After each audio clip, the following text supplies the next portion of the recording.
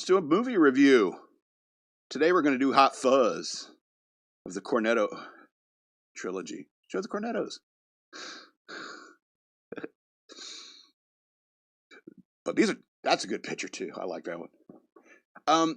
It's the second movie in the Cornetto trilogy. If you know about Simon Pegg and Nick Frost, yeah, they did Shaun of the Dead, which was their breakout hit, put them on the map, and Shaun of the Dead is really good. In comparison to like I don't know. It's like so many zombie movies have been made that a really good zombie comedy being made was a brilliant move.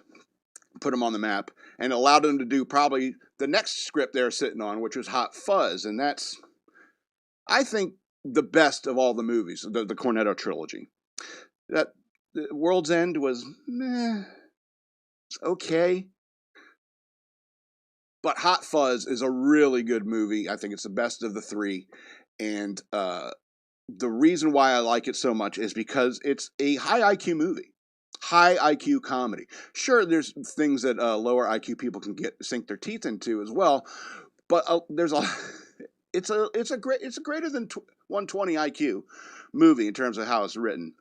The first thing I love about this movie is the character introduction of Sergeant Nicholas Angel, played by Simon Pegg. They're sitting there going over his resume, it's like he wanted to go to like top of his class in the academy, it's like all these extracurricular activities, like kicking ass at chess and in his spare time, getting these advanced classes and excelling at everything. Hundreds of arrests, he part of the armed response unit, he's breaking records at the London Metropolitan Police Service. And the whole time you got banana. You got Adam Ant's Goody Two Shoes playing in the background, and it's a brilliant character introduction. And the first scene you see this guy, they tell you is like first of all, his number is 777. His name is Sergeant Nicholas Angel, and his most recent wound in the line of duty was He was stabbed in the hand by a man dressed as Father Christmas. It's the most British, I don't know, like Britishy Christian good boy story of a cop you ever heard. You know what I'm saying? Great character introduction. In the first scene with him, and he's talking to his boss, is like, "Oh, we're putting you in for a transfer." Like, "Oh, you want me to go higher up? You want me to call the boss down right here, right now?" It's like, "Yes, I don't want to be transferred. I want to stay here in London Metropolitan, where I'm actually doing good." And they're like, "No, we're going to transfer you to the country in Sandford, Gloucestershire." And he doesn't want to go. And finally, the chief inspector has to come down and tells Sergeant Nicholas Angel, "Look, you're making us all look bad. If you're still hanging out here in London, continuing to be exceptional, you're going to get us all out of a job, God forbid you cut some of the deadwood in the police department, all right, because somebody else is like showing how it can be done. All right, and it's a very interesting thing because he's being transferred because he's too good at his job.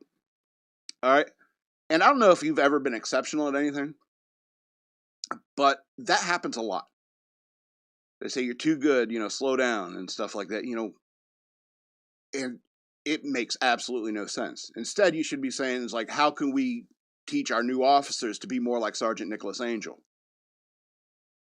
Somebody who's ideologically centered in what the job is. And that's the point of his character. With very straight-laced cop. Of course, he has his flaws, and they show it through that breakup sequence with his girlfriend where he's like, you can't switch off, you're always on the job, and stuff like that. But is that a bad thing? Is that a bad thing? Anyway, great introduction of pretty much the main character, if you ask me. So he ends up going to Sandford. And he starts cleaning up the town immediately. He's like kicking all the underage drinkers out of the pub and like pissing off the owners because there goes all their money for the evening. And he meets police constable Butterman,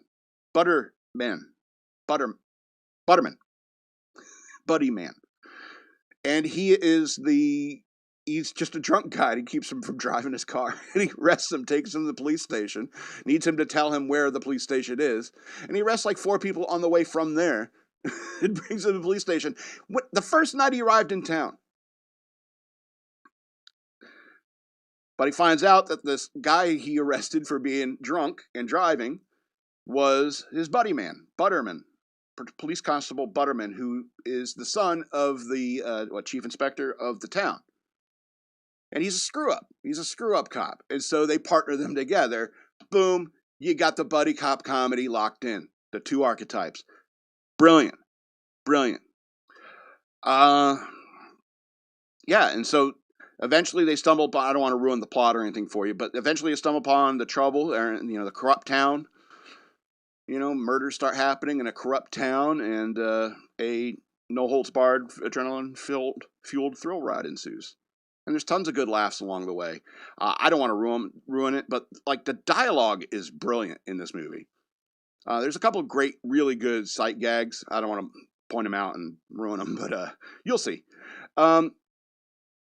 The making fun of the Romeo and Juliet performance. You remember that segment in the movie where they go to the Romeo and Juliet production, and everyone's making fun of the performance. It's like, oh, he played a cadaver in some show, and it's like, okay. But it was a meta scene because they're kind of making fun of the Claire Danes Romeo and Juliet movie, where it's silly, and then you have Lucy Punch in that scene. Oh, you're poisoned. Oh, I'll kiss your lips. Maybe some poison doth yet hang upon it. Lucy Punch was great. And she kisses him, and it's we sat through 2 hours of so-called acting, and the kiss was the only convincing part of it. Brilliant way to meta roast another movie. Police Constable Bob Walker. He's the canine officer with his dog Saxon. You got to watch that guy. Pay attention to what that man says. I'll just give you one example. They're sitting there I think it was Martin Blower got blown up in his house. And they're sitting there talking. He was having a bit of a fry-up, and then apparently left the gas on.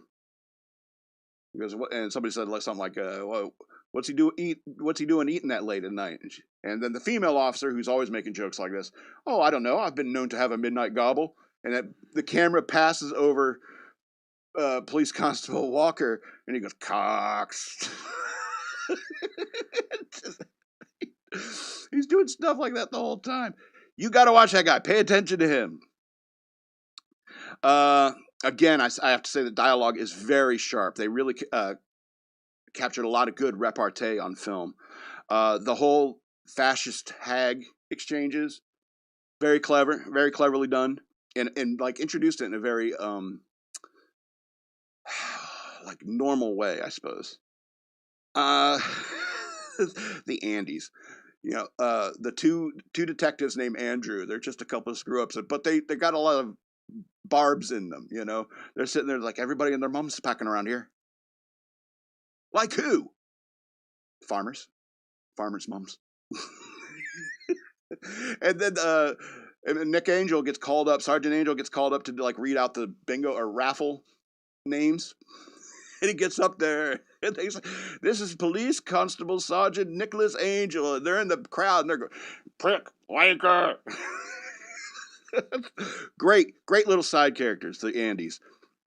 And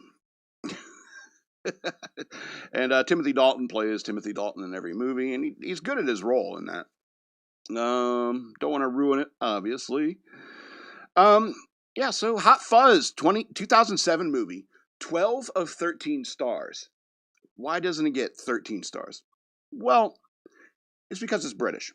Some things get lost in translation. For example, yes, the Swans has escaped. Yeah, okay, your name, sir? Peter Ian Staker. P.I. Staker. Wait, P.I. Staker. P.I. Staker. Piss taker! Most Americans don't know what a piss taker is. Or what a Stephen Merchant is. I guess it's like a guy with a cart going through the street. Get your Stevens here. Get your Stevens here. And some guy comes up to him. Hey, mate, you got any more of those Steve-arinos? Oh, I'm fresh out of Steve-arinos, mate. I got a couple Steve-O's. And the usual, PH models and the V models. And then another guy comes up and say, "Hey, who are you trying to fool? You gave me a Stefan yesterday." And he's like, "Oh, I remember I ordered the wrong box from the distributor." What happened? Where did I go? What was I talking about?